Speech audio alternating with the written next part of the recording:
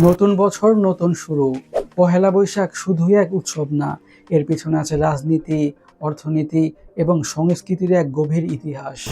আজকে আমরা শুধু ইতিহাস জানবো না, আমরা জানবো পহেলা বৈশাখ শুধু একটা দিন না, এটা হতে পারে লাইফ রিসেট করার একটি সুযোগ। সালটা ছিল 1556।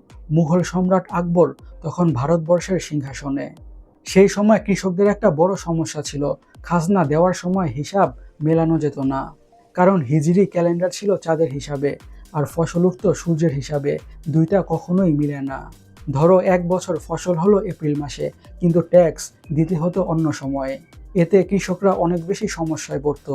তখন এই সমস্যা সমাধানের জন্য আকবরের দরবারের সবচেয়ে বিখ্যাত লোক ফাতেউল্লাহ সিরাজি লুনার সিস্টেম এবং সোলার ক্যালেন্ডার দুইটা একসাথে কম্বাইন করে একটা নতুন ক্যালেন্ডার তৈরি করে।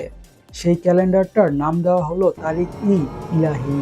আর সেই ক্যালেন্ডারের প্রথম মাসের নাম হলো বৈশাখ।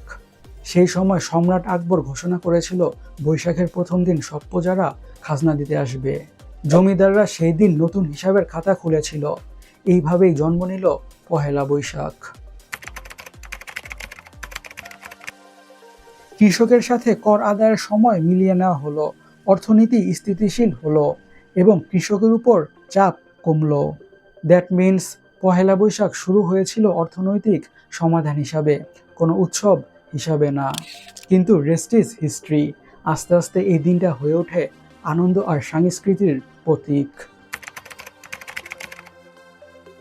প্রথমে পহেলা বৈশাখ ছিল জমিদার আর কৃষকদের হিসাব মিলানোর দিন, কিন্তু সময়ের সাথে সাথে আস্তে আস্তে এটি সাধারণ মানুষের আনন্দের দিনে পরিণত হয়। কৃষকরা নতুন ফসলের আনন্দে মেতে উঠত, নতুন জামা পরত, বাড়িতে পিঠা পায়েস মিষ্টি তৈরি হতো। আস্তে আস্তে এই দিনের সাথে জড়িয়ে যায় একটি আবেগ, নতুন বছর মানেই নতুন আশা। ধীরে ধীরে এটি হয়ে ওঠে সামাজিক বন্ধনের দিন, একসাথে আনন্দ করার উপলক্ষ। এখন পহেলা বৈশাখ শুধু বাংলাদেশেই না, ভারতের উত্তরবঙ্গ আর ত্রিপুরাতেও পালিত হয়। নাও লেটস টক অ্যাবাউট পহেলা বৈশাখের সবচেয়ে আইকনিক জিনিসটাকে নিয়ে, মঙ্গল শোভাযাত্রা। অ্যাকচুয়ালিতে মঙ্গল শোভাযাত্রা হচ্ছে সংস্কৃতি আর প্রতিবাদের সিম্বল। মঙ্গল শোভাযাত্রা শুরু হয় 1989 সালে। ভোরবেলা ঢাকা বিশ্ববিদ্যালয়ের চারুকলা অনুষদ থেকে রঙিন মিছিল বের হয়। তখন দেশে রাজনৈতিক অস্থিরতা ছিল, মানুষ সরাসরি প্রতিবাদ করতে পারত না। তাই তারা শিল্পকে বেছে নেয় প্রতিবাদের মাধ্যম হিসাবে। সবকিছু ছিল হাতের তৈরি, বাঁশ আর কাগজ দিয়ে। এই জিনিসগুলো প্রকাশ করে শক্তি, শান্তি এবং অন্যায়ের বিরুদ্ধে প্রতিবাদ। আর আমরা তো সবাই দেখি এই মিছিলে হাজার হাজার মানুষ হাঁটে, বাচ্চা থেকে বৃদ্ধ সবাই। 1989 সালে শিল্পী মাহবুব জামাল শামীমের লিডারশিপে চারুকলার শিক্ষার্থীরা প্রথমবারের মতন এই মিছিল বের করেছিল। সেই থেকে এটা বাংলাদেশের সংস্কৃতির অবিচ্ছেদ্য অংশ হয়ে গিয়েছে। 2016 সালে ইউনেস্কো এই মঙ্গল শোভাযাত্রাকে মানবজাতির অপরিমেয় সাংস্কৃতিক ঐতিহ্য হিসাবে স্বীকৃতি দিয়েছে। জাস্ট ইমাজিন করো, 35 বছরের একটা উৎসব বিশ্ব স্বীকৃতি পেয়েছে। ঢাকায় রমনা পার্কের বটগাছের নিচে প্রতি পহেলা বৈশাখের ভোরবেলা থেকে শুরু হয় বর্ষবরণের উৎসব। ছায়ানটের শিল্পীরা গান গেয়ে বরণ করে নতুন বছরকে।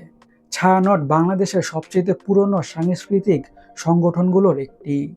1967 সাল থেকে তারা এই অনুষ্ঠান করে আসছে। পাকিস্তান আমলে যখন বাংলার সংস্কৃতিকে দমন করা হচ্ছিল, তখনও ছায়ানট থামে নাই। এই গান শুধু গান না, এটা প্রতিবাদ ছিল, পরিচয়ের দাবি ছিল। এটা ছিল এক নীরব প্রতিবাদ, আমরা বাঙালি, আমাদের সংস্কৃতি থাকবে। এখন হালখাতা নিয়ে কথা বলা যাক। এই হালখাতার মানে হচ্ছে, হাল মানে নতুন আর খাতা মানে হিসাবের বই। বছরের শুরুতে ব্যবসায়ীরা পুরনো বাকি বকেয়া চুকিয়ে নতুন খাতা খোলে। ক্রেতারা আসেন, পুরনো দেনা মিটিয়ে মিষ্টি খান, শুভেচ্ছা দেন, শুভেচ্ছা নেন। এটা একটা অর্থনৈতিক রিসেট, একই সঙ্গে সম্পর্কের উদযাপন। আমাদের পুরান ঢাকায় আজও এই হালখাতার ঐতিহ্য জীবন্ত।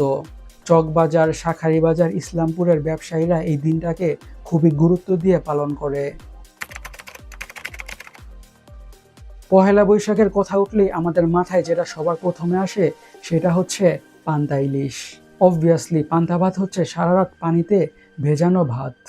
আর এই ভাত সকালে উঠে কাঁচামরিচ, পেঁয়াজ, লবণ দিয়ে খাওয়া হয়, সাথে ইলিশ মাছ ভাজা। ইট টেস্টস অ্যামেজিং, রাইট? আসলে পান্তা ভাত ছিল গরিব কৃষকের খাবার। সকালে মাঠে যাওয়ার আগে তারা এটা খেত। কিন্তু বৈশাখে এই খাবার সবার, ধনী গরিব সবাই একসাথে পান্তা ভাত খায়। এটা একটা সমতার উৎসব। তারপর মেলা গেলে পাওয়া যায় নাড়ু, খই, বাতাসা, চিড়া, এগুলা সব দেশীয় মিষ্টি। শহরের মেলাতে এখন নানা রকমের স্ট্রিট ফুড পাওয়া যায়, কিন্তু পুরনো ঐতিহ্যবাহী খাবারের আলাদা একটা টান আছে। আমাদের অলওয়েজ একটা কথা মনে রাখতে হবে, খাবারের মধ্যেও সংস্কৃতি বাঁচে। শহরের উৎসব এখনো অনেকটা আধুনিক হয়ে গেলেও গ্রামে আছে আসল রূপ। গ্রামের মেলাগুলোতে এখনো দেখা যায় বাউলের গান, পুতুল নাচ, নাগরদোলা। এখন কথা বলা যাক কিভাবে আমরা এই পহেলা বৈশাখের দিনটাকে আরো বেশি মিনিংফুল করতে পারি। আমরা প্রায়ই বলি নতুন বছর নতুন আমি, কিন্তু বাস্তবে কোনো কিছুই বদলায় না। কিন্তু এই দিনটাতে আমরা যা করতে পারি সেটা হচ্ছে আমাদের জন্য নতুন একটা গোল সেট করতে পারি, যে কোনো একটা খারাপ অভ্যাস ছাড়ার সিদ্ধান্ত নিতে পারি। এক্সাম্পল হিসাবে, তুমি যদি স্মোক করো, এটা ঠিক করো, পহেলা বৈশাখ থেকে আর কোনোভাবেই সিগারেটস খাবা না। আবার ছোট ছোট ভালো অভ্যাস শুরু করতে পারো। অ্যাগেইন এক্সাম্পল হিসাবে জিম করা শুরু করতে পারো।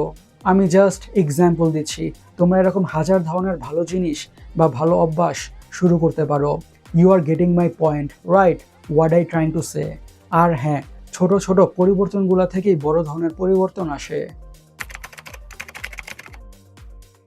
আজকাল আমরা একসাথে থাকলেও দূরে দূরে থাকি।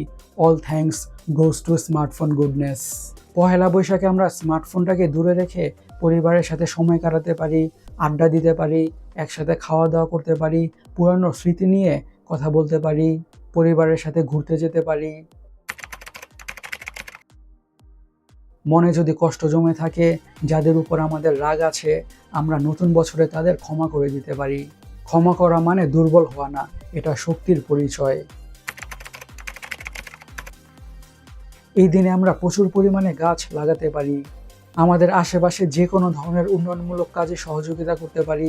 আমাদের আশেপাশে থাকা অসহায় মানুষদের সাথে এই দিনটাকে আমরা উদযাপন করতে পারি, হোক সেটা খাবার দিয়ে অথবা নতুন জামা কাপড় দিয়ে, ওর জাস্ট একসাথে টাইম স্পেন্ড করে, যেভাবেই হোক না কেন।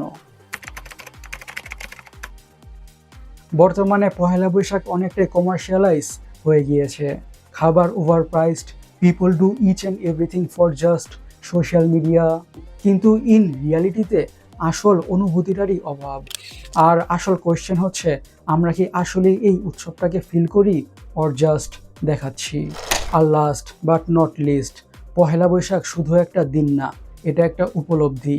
জীবন যতই কঠিন হোক, নতুন করে শুরু করার সুযোগ সবসময়ই থাকে।